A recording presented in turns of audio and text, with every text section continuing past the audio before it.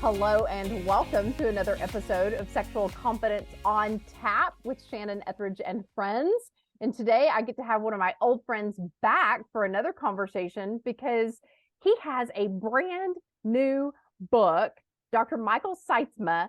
I'm going to let him unpack his credentials with you momentarily, but I have to say that I just learned something about him that I had no idea about. I just assumed that Michael had tons of books to his credit because he is literally a cream of the crop expert. Like when I run up against problems that I am not sure that like the husband will respond well to a female and I want to refer them, Dr. Sytsma is the one that I refer them to. So I just assumed he had all these books. But the book that we're going to be talking about today is actually his first book. But let me tell you why that's so monumental.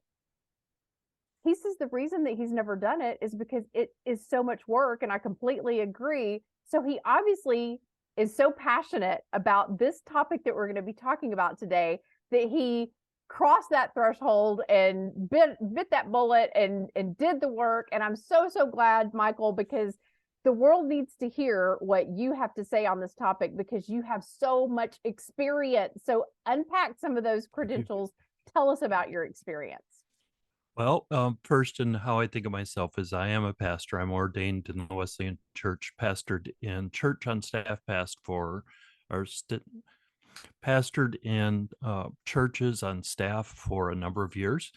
And people kept coming to me asking Pastor Mike how to work with the pain in their lives. And I just didn't know, and that was unacceptable to me.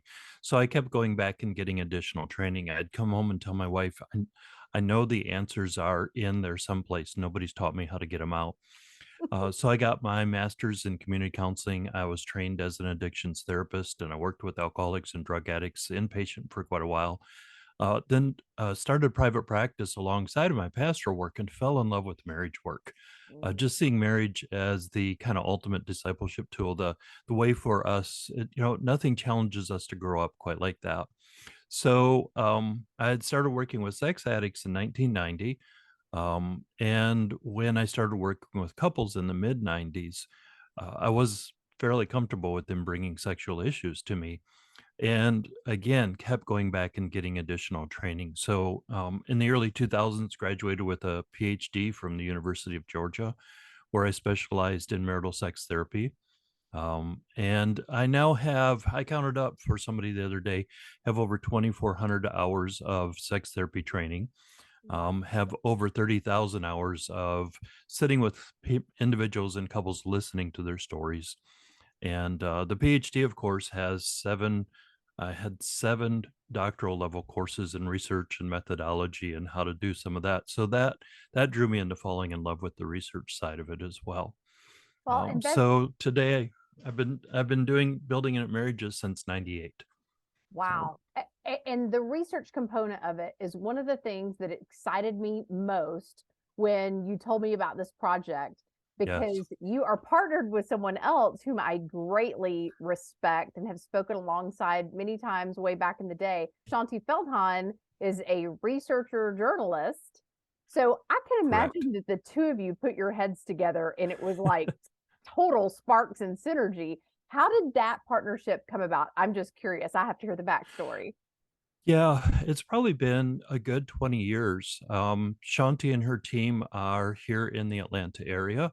And when she was writing some of her early books, she or her team would reach out to me and say, hey, help us to make sure we get this correct. Help us to make sure we get this accurate. From a clinical side, how would you say this? And for some of the books, we actually spent hours hammering out some points in the book where I'd say, well, you can't really say that, or that's not how a lot of people are. Here's what may reflect more accurately. And I really deeply appreciate her desire to make sure what she's saying is as accurate as possible, to make sure it holds a high level of um, research integrity. And so she reached out to me about 3 years ago and said, I've just finished this book on uh, money in marriage, which is an amazing book. And she said, I think the next thing we need to do is talk about sex, but we're really uncomfortable doing that. Would you join with us? And I was like, yeah, probably not, because like you said, I've really avoided doing books.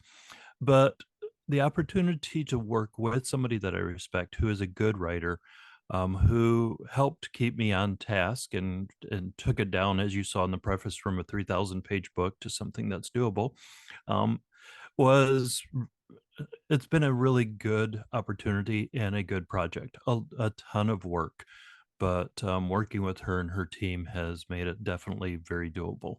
Yeah, I can only imagine. I was actually thinking last night, who am I more jealous of? Michael because he got to work with Shaunti, or Shaunti because she got to work with Michael?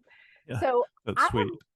have never been so passionate about promoting someone else's book. And the main reason is because of what you just said. I know that Mhm, your years of clinical experience, your doctoral degree, your pastor's heart, just the experience that you bring to the table, coupled with Shanti's research and journalism skills, and just her understanding and insights for men and women mhm, in marriage as right. well.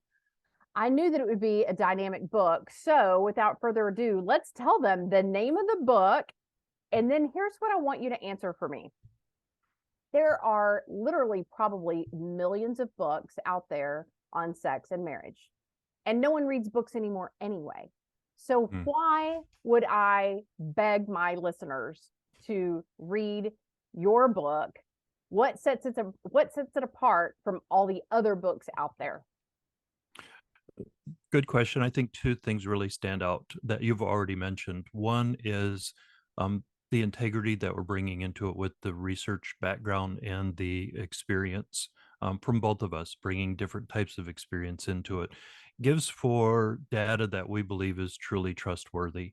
There's so much information out there, especially in the church world, but even in the non-church world, um, that is that is more myth based than it is actual fact based. And that really complicates the marital relationship because we tend to believe a lot of myths about each other too. Myths We and call stereotypes are very problematic. Yep, and we talk about it as in our field as attribution theory talks about misattributions, that I attribute something to you that's not actually accurate. It fits the facts, but it's not truthful. And when you add a cultural message, whether it be church culture or non-church culture or any other culture that's not accurate, we have quite a mess.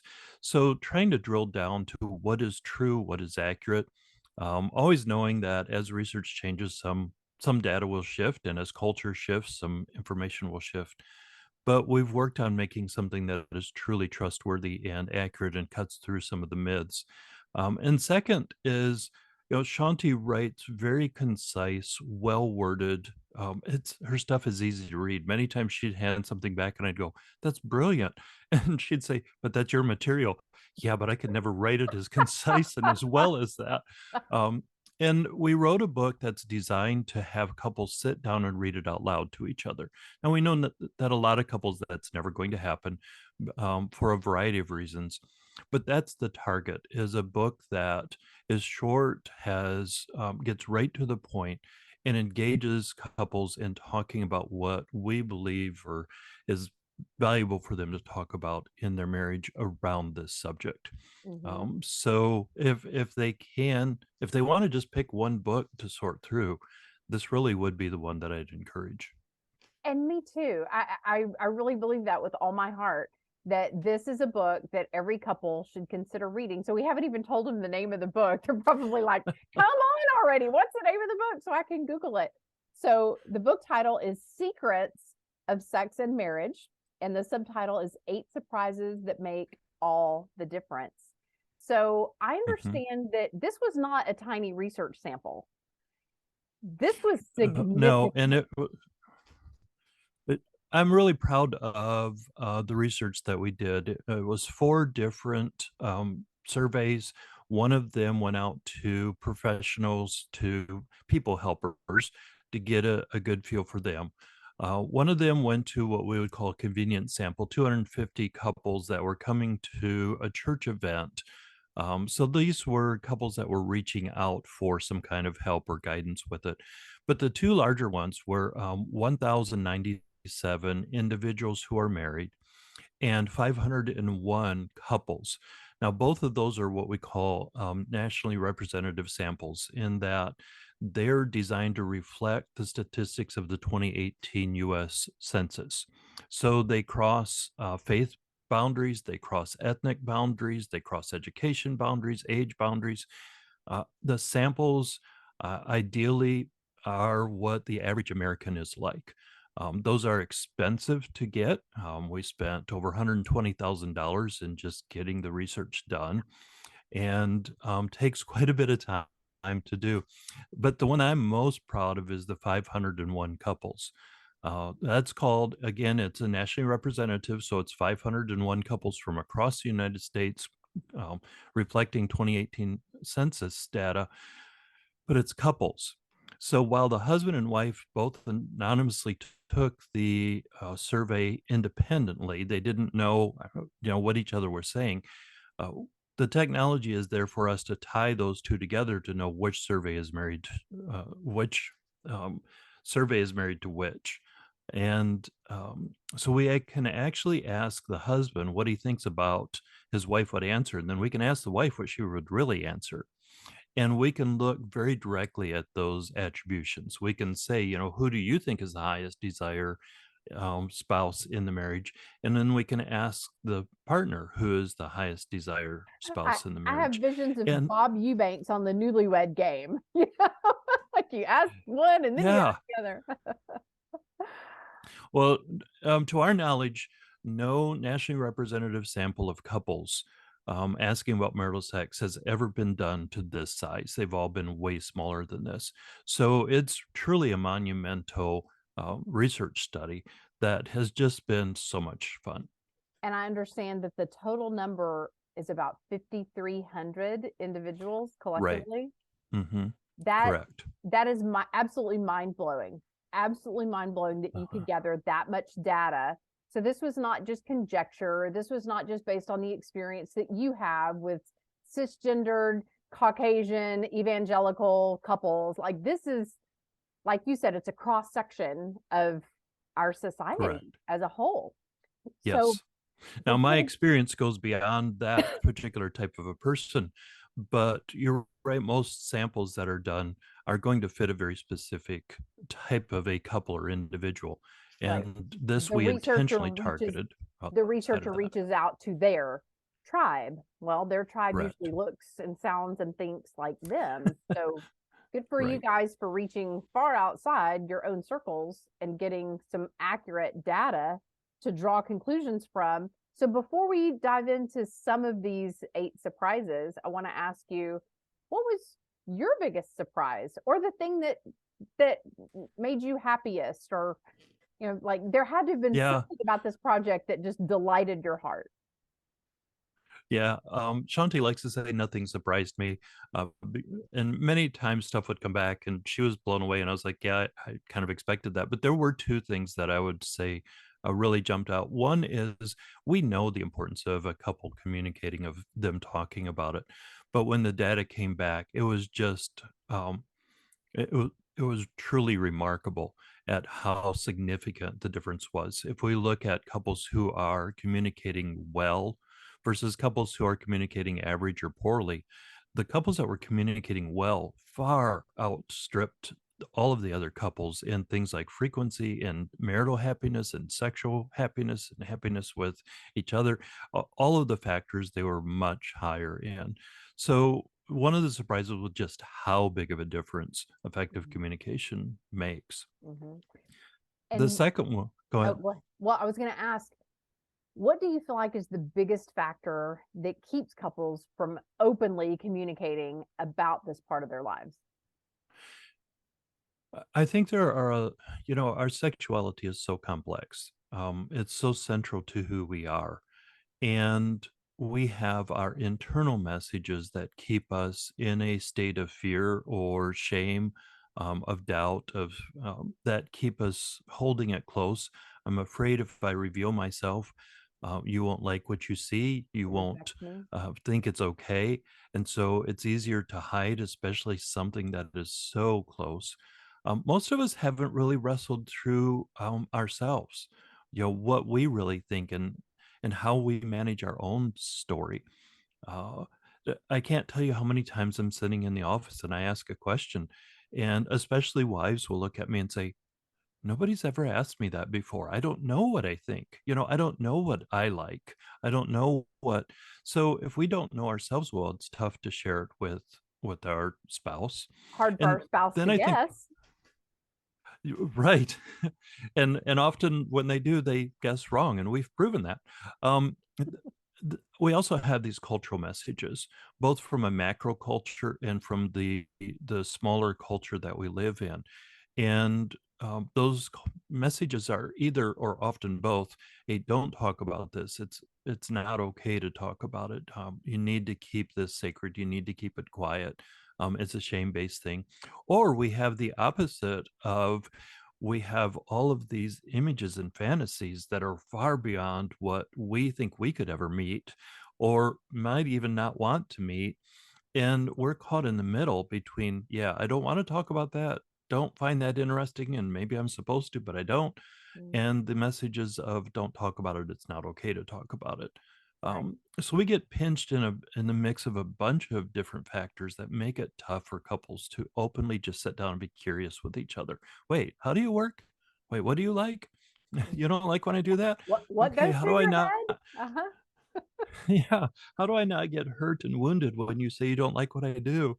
Oh, How do I lean in and stay curious, yeah. and Well, truly seek to understand my spouse? and how can you find out what your spouse is most curious about or interested in without interpreting that as pressure? Did the theme of feeling pressure Right. come up substantially in this study? It didn't come up a lot in the study. We didn't look specifically at it. It comes up clinically all the time, of course. That we'll see anytime you mention something, somebody feels pressured to perform.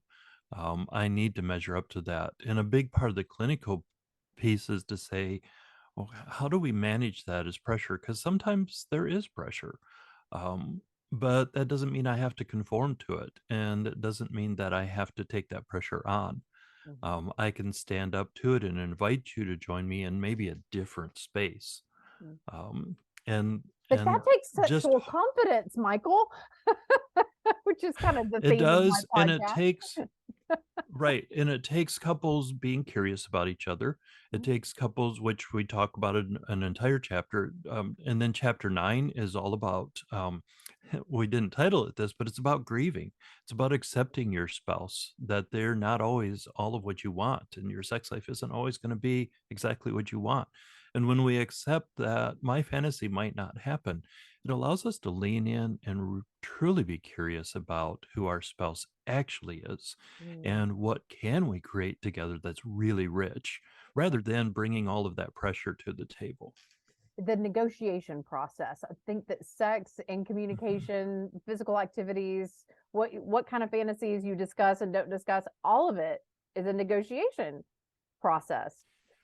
And yeah, and the primary theory that I follow in sex therapy identifies that sex is communication.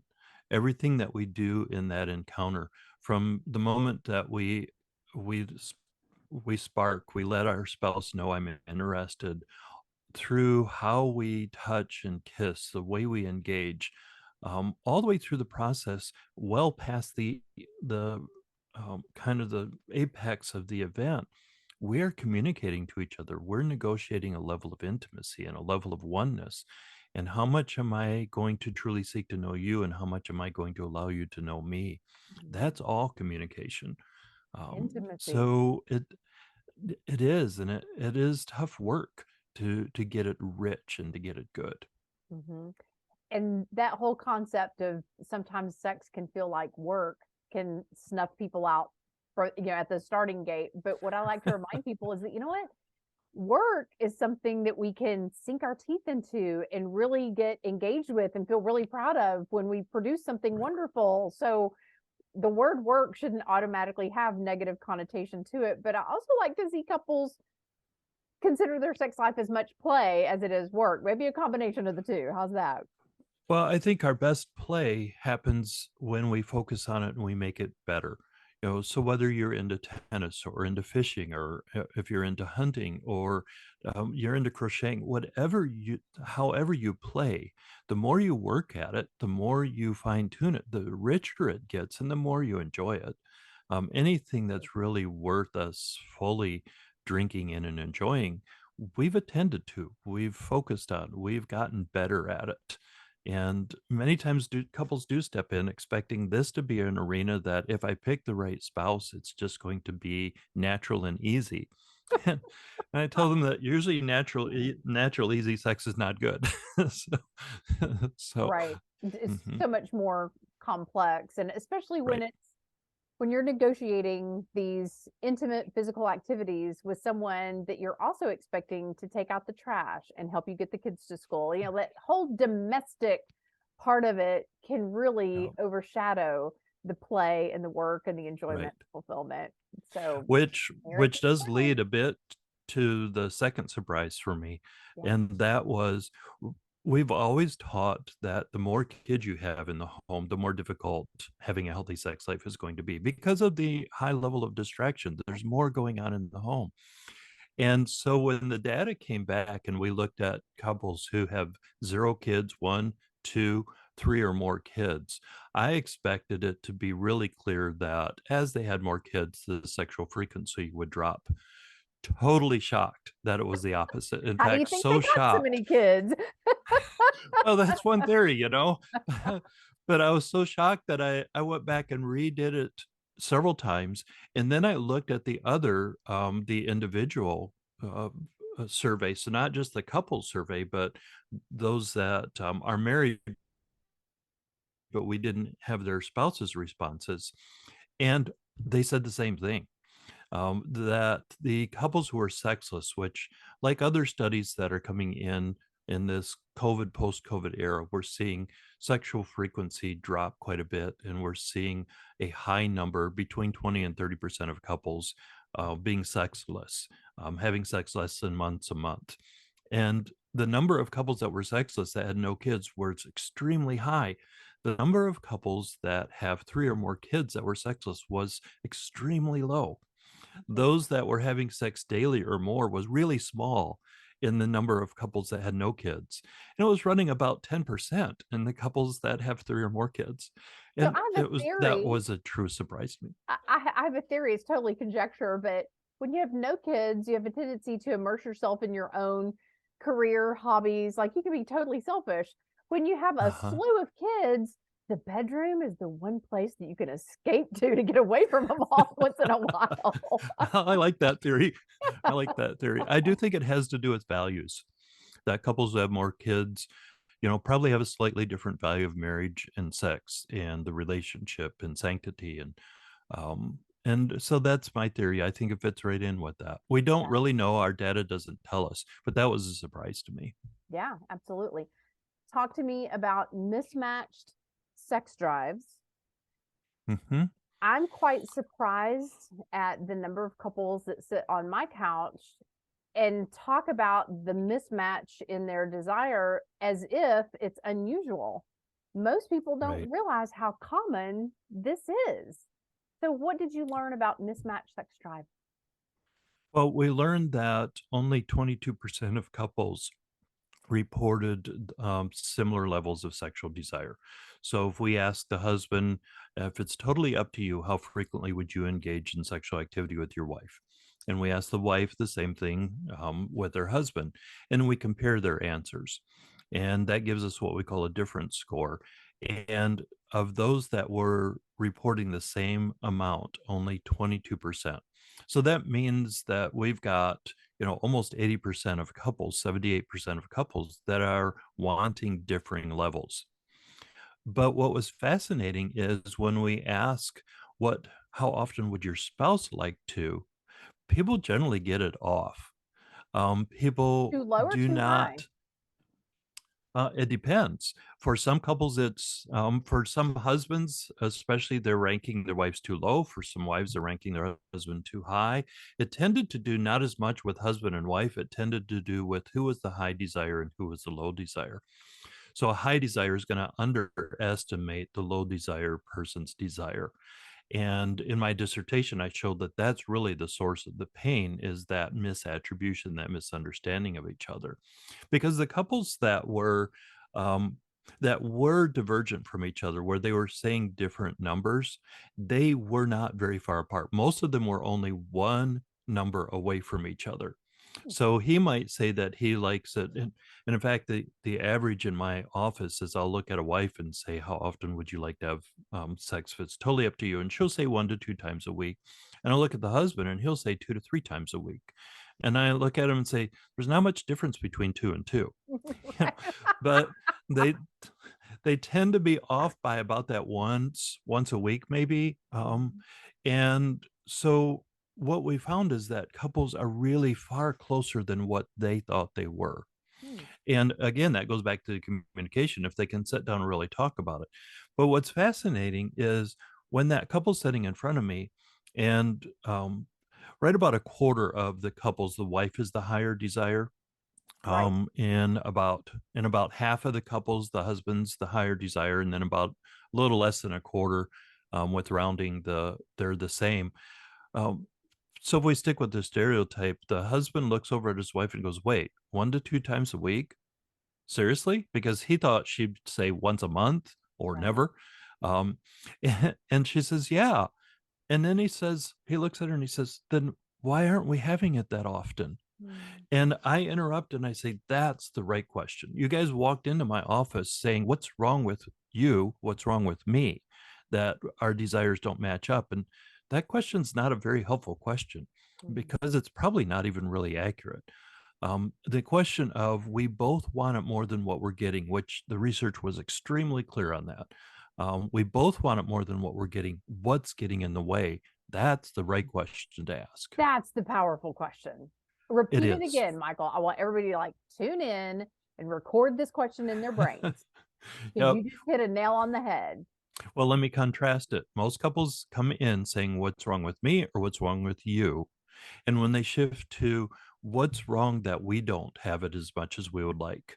Neither of us are having it enough. What's getting in the way? And when they move it to that question, they move from opposite sides of the table, where they're battling each other and they're defending and they're blaming, and to the same side of the table trying to figure out what's going on out there. Maybe I want it more than you, but neither of us are getting it enough. Um, and we can start to look at things like one being way too tired, or, "I haven't felt cared for you by a week," and you walk in and you want to do that. Or, "Man, it just seems like everything I do you criticize, and it makes it difficult for me to want to get naked with you. I'm going to get criticized there too." And they start to talk about the real life issues that are getting in the way Right. and The make it dynamics difficult for them outside of the to. bedroom that impact No, what's happening or within the inside. relationship, yeah, that aren't necessarily sexual related, Yeah. that keep them from getting naked and unashamed with each other. Yeah. And how powerful for them to discover that realization that we actually, Right. that neither one of us are having as much sex as we want. Or let me just throw in this little clarifier that I suspect in the back of my mind.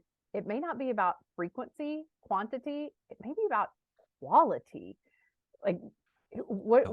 what do you say to the lower desire partner that about this topic of maybe if the quality was there, the frequency wouldn't be as much of an issue. Is that a valid It concern? depends on the it depends on the higher desire spouse. Sometimes they're Helen Singer Kaplan, way back in the 70s, she talked about sexual desires being like a hunger, a food hunger, and that some people just have a higher hunger than others. Um, and so for some individuals, had a wife in my office recently who was saying, I really want sex at least 3 times a week or 3 times a day. And the husband, and she's middle aged, and the husband says, "I'm approaching 50. I'm not sure I can do that anymore." And and it wasn't about quality for her. They when they did engage, both of them talked about how rich and how good it was.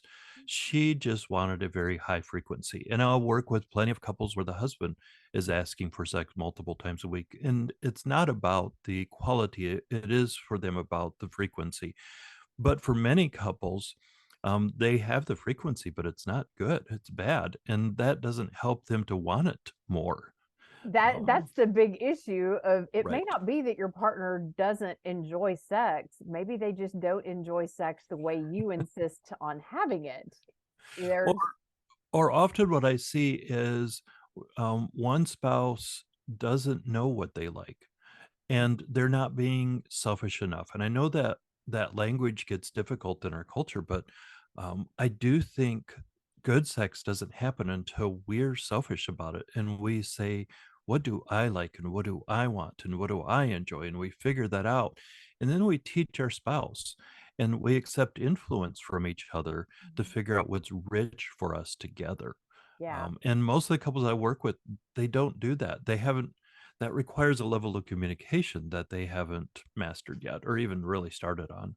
Well, and for people who really struggle with that word selfish, a lot of people were raised in homes that that was like the worst thing you could be is selfish, self-aware, just being self-aware, of just Right. knowing what you want or how you want to be talked to or yeah, wide variety of potential avenues I could take Yep. there. I want to rewind the tape to make sure that I heard you right because I'm sure that my listeners are going, wait a minute, rewind. What did he just did you just say that a woman wanted sex 3 times a day or did you mean Yes. a week? Really? No, a day. Yep. Wow. It was the expectation that there would be 3 orgasms a day, or was this just like we're For gonna her, top feels and fondle each other and that sort of no, she was looking for intercourse 3 times a day. Um, and we don't talk an awful lot about wives who are on that high range of, desire. That is going to be outside of kind of the normal bell curve for thing? Sure, most women. but not And impossible. no, definitely not. And like I said, we're running pretty close to a quarter of the couples that we were talking about, depending on which study and who we're asking, where the wife is where the wife is the higher desire individual. Right. And and like I said, most of the time that's only one, sometimes two notches away from each other. But there are definite couples where the wife is far higher in her desire. And what's fascinating is, if something happens, something unfortunate happens and that marriage ends and they get into another relationship, they might be the lower desire in it, or it may reverse. Often it has to do with just pairing in it. But we will see a lot of wives, and the wives that come in with a higher desire are often asking very different questions and are in a lot of pain because our culture tends to not make space for them, Mhm. doesn't allow that. Her husband doesn't always want her, that he's not chasing her around the kitchen, What's that wrong with he's me that I can't get his attention to the level that right. I want? Or what's wrong with him? What's he Mm, doing because all guys always want it, my husband doesn't. And that's actually not true. But because of that mythology, they get really down on themselves or on their husband, and that again, they're back on opposite sides of the table, and we have to pull them back to the same side. right.